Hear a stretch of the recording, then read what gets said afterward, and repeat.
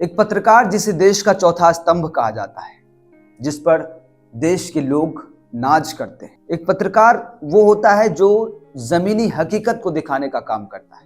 तमाम परेशानियों के बावजूद सारे दुख परेशानियों को सहते हुए क्षेत्र में व्याप्त कुरीतियों को, व्याप्त भ्रष्टाचार को उसको उजागर करता है, आप लोगों के सामने रखता है और सरकार से सवाल करता है कि आखिर इन तमाम कमियों के जिम्मेदार कौन है और अगर कोई जिम्मेदार है तो वो इस पर काम क्यों नहीं कर रहा है।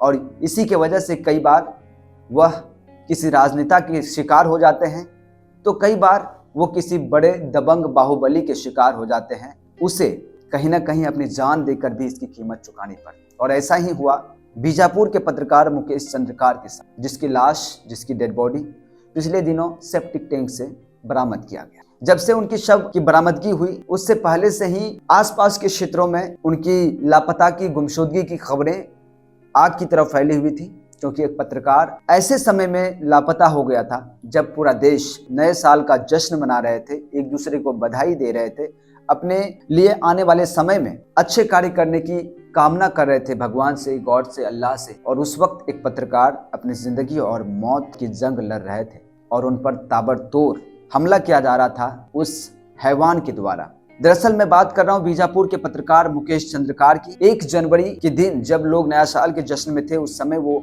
अपने घर से लापता हो जाते हैं। उनके भाई युकेश चंद्रकार उनकी रिपोर्ट भी दर्ज करवाते हैं, लेकिन इसी बीच खबर आती है कि उनकी बॉडी एक सेप्टिक टैंक से बरामद किया गया है। तब ये खबरें आग की तरह और भी ज्यादा फैल जाती है। दरअसल ये पूरी कहानी क्या है हम आपको बताएंगे विस्तार से, इसलिए वीडियो को पूरा देखें, अंत तक बने रहें, ये वीडियो लंबा हो सकता है।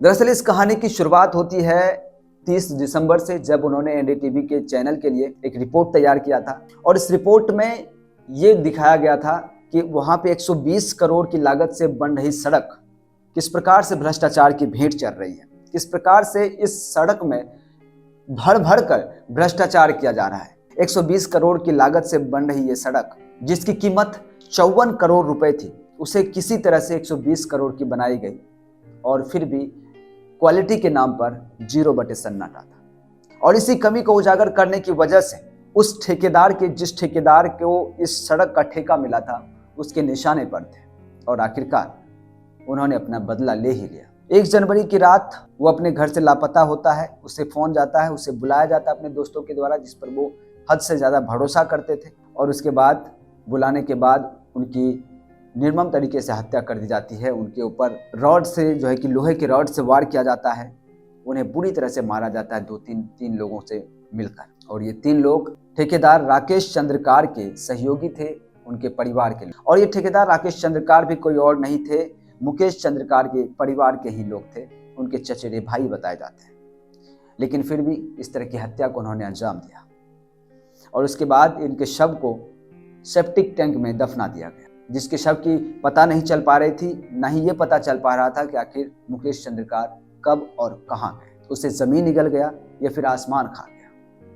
तब पुलिस के द्वारा, उनके पत्रकार सहयोगियों के द्वारा, पत्रकार साथियों के द्वारा उनके ईमेल आईडी से उनका ट्रेस किया गया, उनके लोकेशन को ट्रेस किया गया, तो ये जगह राकेश चंद्रकार नाम के ठेकेदार के एक आयासगाह जिसे बताया जाता है, वहां का मिला। फिर जब छानबीन हुई तो उसके बाद पता चला, शक दौड़ा कि सेप्टिक टैंक पर नया उन्हें चुनवाया गया था।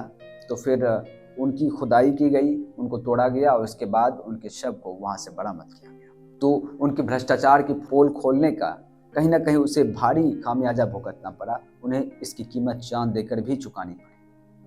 लेकिन सवाल यही है कि आखिर क्या किसी भ्रष्टाचार के खिलाफ आवाज उठाना इस देश में गलत माना जाता है या फिर उनकी कीमत उन्हें जान देकर चुकानी पड़ती है?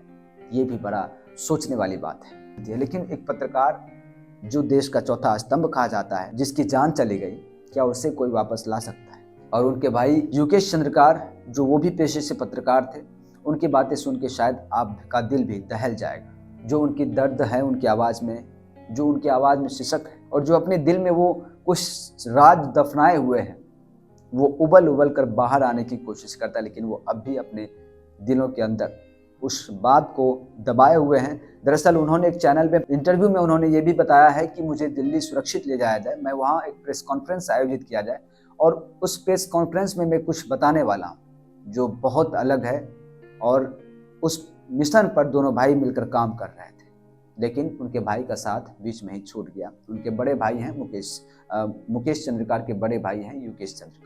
लेकिन अब सबसे बड़ा सवाल यही बनकर रह गया है कि आखिर क्या उन्हें इंसाफ मिलेगा भी है, क्योंकि आज पहले ही उनके 3 अपराधियों को गिरफ्तार किया गया जो हत्या में शामिल थे, लेकिन आज चौथे अपराधी जो ठेकेदार थे राकेश चंद्रकार, उन्हें भी हैदराबाद से गिरफ्तार किया गया है। वो दरअसल भागने की फिराक में थे और लगातार फरार चल रहे थे, लेकिन पुलिस ने उसे गिरफ्तार किया। अब गिरफ्तारी हुई है, लेकिन देखने वाली बात यह है कि क्या उन्हें भी वो सजा मिलेगी, क्योंकि सोशल मीडिया पे लोग ये भी मांग कर रहे हैं कि उन्हें फांसी दे दी जाए या फिर उनकी एनकाउंटर किया जाए उनका, क्योंकि अक्सर देखा जाता है कि कोई अपराधी होते हैं, उन्हें ले जाया जाता है कोर्ट में पेशी के लिए, और रास्ते में गाड़ी रुकती है, अचानक पलट जाती है और उनका एनकाउंटर कर दिया जाता है। क्या ऐसा इसके साथ भी होगा? क्या हर किसी के लिए कानून बराबर है या फिर अलग अलग है? ये बड़ा सवाल है। लेकिन एक ताज़ा रिपोर्ट ये भी बीजापुर से ही निकल कर आ रही है, जहां नक्सलियों द्वारा सुरक्षा गार्ड के गाड़ियों पर हमला किया गया और उनके गाड़ी के इतने चिथड़े हो गए कि जिनका गिनना भी मुश्किल है। और इस दरमियान 8 नौजवान की मृत्यु की भी खबर सामने आ रही है। 8 जवान की मृत्यु हो चुकी है और एक गाड़ी के ड्राइवर, उनकी भी मृत्यु की खबर सामने आ रही है। जो तमाम लगातार वहाँ के नक्सली हों, माओवादी हों या फिर करप्शन में, भ्रष्टाचार में लिप्त कुछ ठेकेदार हों या कुछ नेता हों, लगातार सरकार को चैलेंज कर रही है, सिस्टम को चैलेंज कर रही है, कानून को चैलेंज कर रही है। लेकिन क्या ऐसे समय में हम मौजूद हैं जहां अमृत काल मनाया जा रहा है, जहां पर कहा जा रहा है कि इस देश से करप्शन खत्म हो गया है या फिर अपराधियों के दिलों में खौफ है, अपराधी यहां कुछ कर नहीं सकते हैं, और ऐसे समय में भी बीजापुर जैसे छत्तीसगढ़ जैसे राज्य में इस तरह की घटनाएं लगातार हो रही है, सेना के गाड़ियों पर हमला किया जा रहा है। आखिर सरकार किस गहरी नींद में सोई हुई है? आखिर सरकार इन पर लगाम क्यों नहीं लगा पा रही है? ये तमाम सवाल है। और सवाल ये भी है कि क्या मुकेश चंद्रकार को इंसाफ मिलेगा या फिर हमेशा की तरह ये खबर उसी तरह दब जाएगी? ये बड़ा सवाल है। इस वीडियो में इतना ही, लेकिन उससे पहले यदि आप इस चैनल पर नए हैं, चैनल को सब्सक्राइब कर लें, वीडियो अच्छा लगे तो वीडियो को लाइक करें और ज़्यादा से ज़्यादा शेयर जरूर करें। साथ ही फेसबुक पर देख रहे हैं, पेज को फॉलो करें, अन्य सोशल मीडिया प्लेटफॉर्म पर भी हमें फॉलो जरूर करें। हमें दीजिए इजाजत। जय हिंद।